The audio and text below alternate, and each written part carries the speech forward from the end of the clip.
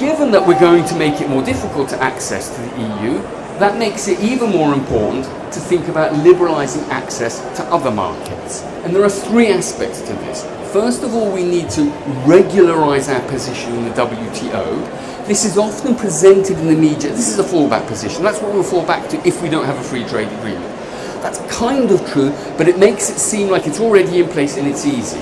Turns out that it's not, it's much more difficult than that. We have free access to the EU because we're a member of the EU. There are no tariffs on our exports to the EU.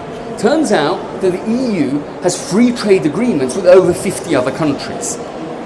And we, therefore, the UK has access to those 50, it's about 55 countries, duty-free. When we leave the EU, it's not only that we will not have access to the EU, we will not have access to those 55 countries, and about 15% of our exports and 15% of our imports are with these countries, unless we sign some agreement with those countries as well. Signing an agreement with the EU does not mean we're signing an agreement with Korea or with any of these other countries that the EU has free trade agreements with.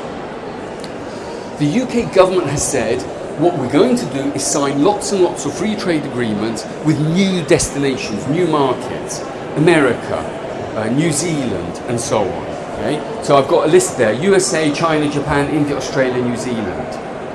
Imagine hypothetically, just because it's a little bit harder to export to the EU, and this is just the statistics, the numbers telling you this, okay? If it's a little bit harder to export to the EU, imagine that exports go down by 1%. You would have to sign a free trade agreement with all those 6 countries, and our exports would have to increase by at least 3% to all those 6 countries just to maintain exports at the same level. That's quite a big ask.